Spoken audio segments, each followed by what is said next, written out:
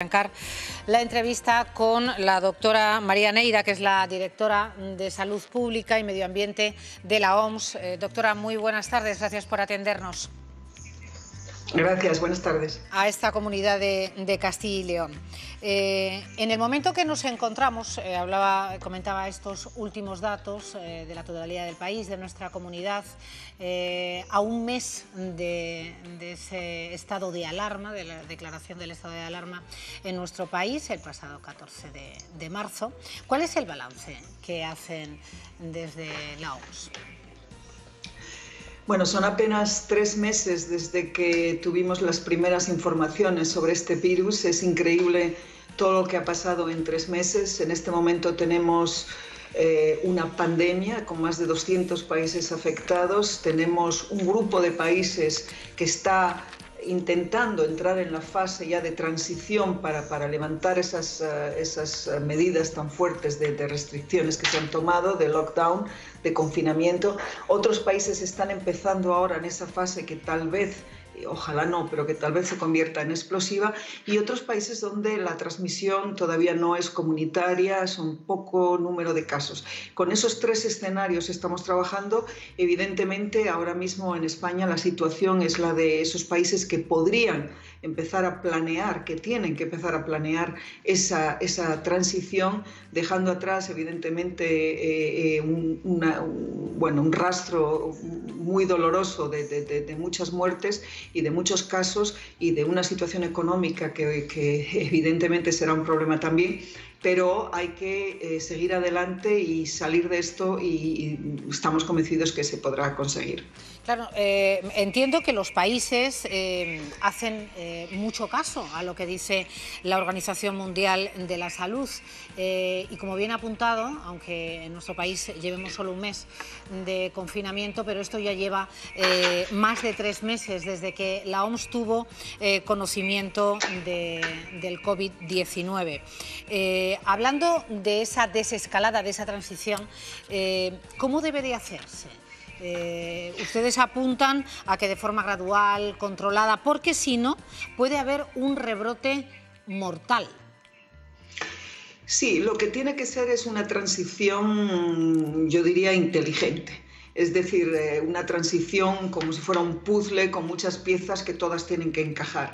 Es evidente que no es solo a base de una serie de medidas muy importantes en cuanto a la vigilancia epidemiológica, pero sin tener en cuenta la capacidad de los hospitales y que vuelva a haber otra vez un problema importante de aumento en el número de casos, o que haya un confinamiento y que la población esté muy sensibilizada, pero que después no haya una detección activa del virus. Por lo tanto, todas las medidas tienen que estar bien acompasadas, bien definidas, con un seguimiento también muy importante para ir levantando poco a poco esas medidas, viendo si funcionan, retrocediendo un poquito y avanzando otro poco más, y de alguna manera haciendo una transición inteligente y que tenga el mínimo riesgo posible de que haya que volver atrás en esas medidas. Y creo que eso se puede hacer. Claro, y eso tiene que seguir unos criterios de expertos, sin duda, pero por parte de la Organización Mundial de la Salud podría hacerse esa coordinación entre países. Cada país hace lo que le parece en un momento, porque en el otro momento es bien diferente, y tenemos ejemplos en todos los países. También la misma OMS ha ido evolucionando en esto, cambiante, dependiendo si conocían datos en uno u otro sentido. Quiero decir, ¿a quién hay que hacer caso? Primero las mascarillas sí, no, luego sí. ¿A quién atendemos y a qué atendemos, señora Neira? Bueno, yo creo que independientemente de cuestiones más o menos anecdóticas, ¿no? Estamos frente a un virus que es cierto que ha habido mucha evolución, porque el virus ha ido evolucionando desde esos primeros días en que eran unos casos aislados de neumonía en China, hasta entender que era un brote epidémico, hasta saber que no había inicialmente transmisión de humano a humano, después la hubo, hasta conocer más sobre su clínica, hasta saber que era una epidemia, hasta declararle una pandemia. En fin, claro, todo eso ha sido un proceso que parece increíble que haya sido en los últimos 3 meses, ¿no? Perdóneme, pero no son anécdotas, son realidades. No, me refería claro, independientemente de eso, esta es la realidad. realidad. Estoy describiendo ahora sí, sí. los hechos reales, ¿no? Y efectivamente hemos llegado a esa situación en la que la mitad del planeta en este momento está en una situación tremenda, ¿no? de confinamiento total, de restricción, con muchos muertos y con una extensión y una propagación de la epidemia, que es una cosa realmente muy seria. Pero hay cosas que no han cambiado y que efectivamente en esas son las que nos tenemos que centrar, y por eso decía fuera del anecdótico. Uno, es un virus respiratorio que se transmite, que afecta, que tiene como grupo más vulnerable a esas personas de más edad y con una patología previa, que hay que preparar nuestros sistemas sanitarios, nuestros hospitales para hacer frente a ese porcentaje, que aunque sea un porcentaje de un 5% de las personas que han estado en contacto con el virus, va a necesitar una respuesta muy importante, muy sofisticada de atención en los hospitales, y que puede colapsar hospitales incluso en países como en España, que tienen un sistema muy sofisticado. Hay que reforzar esos centros donde están las personas de edad avanzada, esas residencias para ancianos, y las recomendaciones sobre todo de seguir en la investigación de vacunas y de posibles tratamientos para esos casos más graves. Las medidas de prevención siguen siendo las fundamentales: lavado de manos, distancia social, esa higiene necesaria y esa etiqueta respiratoria. Y el resto, si se puede ir a más en lo de las mascarillas, ahí es donde no es que haya habido un cambio, es que las mascarillas tienen que reservarse al personal sanitario en prioridad. Pues eso no es lo que están diciendo, señora Neira. Eso no es lo que están diciendo desde, en este caso, del Ministerio de España. Están hablando de que aconsejan que todos los que salgan a la calle a trabajar porque tengan actividades esenciales, o ahora las que antes no lo eran, que también funcionaban hasta el 30 de marzo, que utilicen mascarillas. O sea, sí se ha cambiado. Antes era solo para el personal sanitario, para las personas contagiadas o que creían que lo pudieran estar, y ahora se aconseja que todo el que salga a la calle para ir a comprar, se utilicen mascarillas. A eso me refería, que los ciudadanos a veces no sabemos a qué atenernos, no sabemos si... claro, no lo sé. No quiero herir sensibilidades, pero realmente sí que es para hacer parar y decir, bueno, no se sabía todo, vamos sabiéndolo de la manera que lo vamos sabiendo y vamos informando según tenemos conocimiento, ¿no?, de esos datos. Pero se han dicho cosas sí, no y sí, no. Bueno, por eso quería insistir en las cuestiones en las que sí que tenemos una información importante y que esas no hay que cambiarlas. Y que independientemente de qué país recomiende la mascarilla, esa mascarilla va a ser un además de las medidas que ya existen, que esas no han cambiado. Y eso creo que es muy importante, que las personas que van a usar esa mascarilla que lo sepan, que eso no quita que las otras medidas, que son las que se propusieron desde el principio, ahora que las mascarillas pueden estar disponibles en mucha más cantidad, que se puedan distribuir de una manera más, más importante a la población en general, pero eso no quita que las medidas iniciales que se propusieron hayan cambiado. Creo que es una medida a más y que se introducirá en algunos países, en algunos de forma obligatoria, en otros no, pero eso no cambia el modelo de transmisión y esas medidas de prevención que se han pedido que se tomen hasta ahora de la distancia social. A veces en esos autobuses o en el metro esa distancia social de 2 metros, ahora que se va a salir de casa, no se puede mantener, y entonces efectivamente, si hay disponibilidad de máscaras, se van a distribuir para reducir ese riesgo al mínimo posible. ¿Y qué le parece, doctora, la cuestión de los niños, de salir, algo que ya se está implementando en Italia, que salgan también en España 1 hora con un adulto, con un padre? ¿Qué le parece esa medida?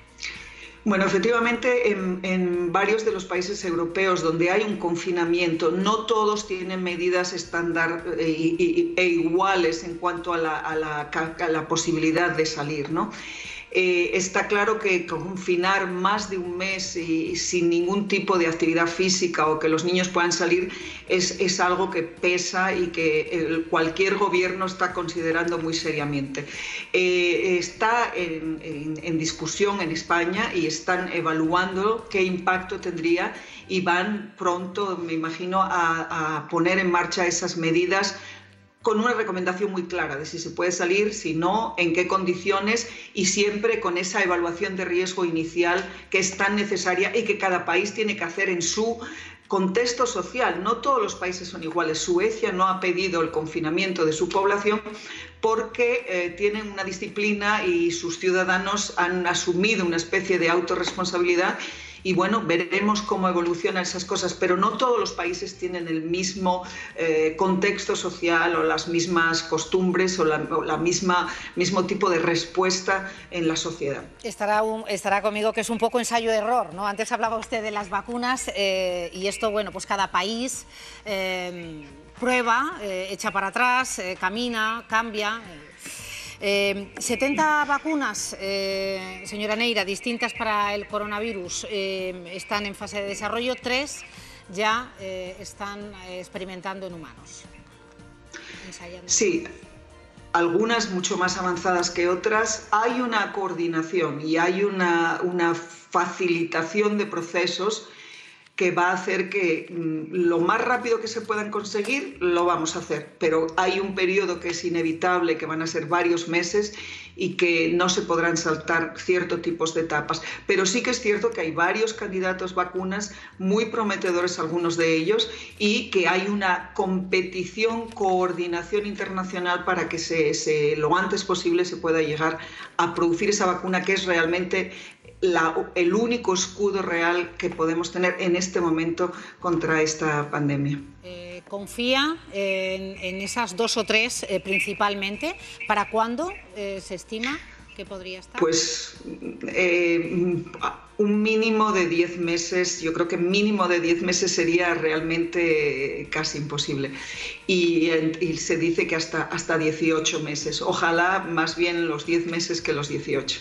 O sea que en torno a esos 10 meses no nos los va a quitar nadie, porque además el tiempo, doctora Neira, está de entre 10 y 15 años en cualquier vacuna de calado. Quiero decir, yo he estado normalmente unos 10-15 años para llegar una vacuna al mercado y en este caso estaríamos hablando de un año, de 10 meses, en fin, mucho menos. Bueno, efectivamente las vacunas además tiene que haber un mercado para ellas porque es una inversión económica muy fuerte. O sea, ninguna vacuna se puede hacer con pocos recursos económicos. Requiere una inversión muy, muy fuerte y una seguridad de que haya un mercado después, ¿no? Si no, nadie se va a embarcar en ese desarrollo de esa vacuna. Para esta sí que va a haber mercado.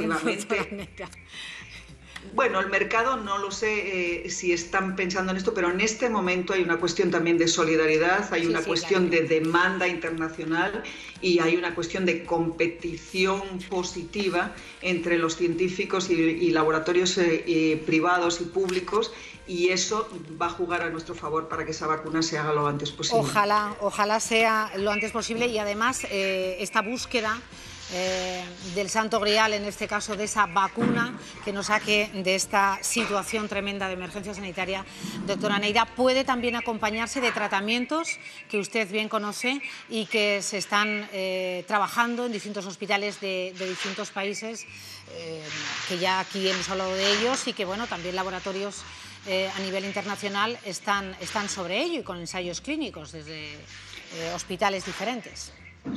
Sí, eso efectivamente, esos ensayos clínicos siguen adelante. Si todo va bien en las próximas semanas, si hay efectivamente resultados de eficacia y de seguridad sobre esos 4 que estamos probando, se convocará al equipo de expertos de precualificación y ahí podríamos ya hacer alguna recomendación. Pero quiero aclarar también que esos tratamientos son para los casos más severos.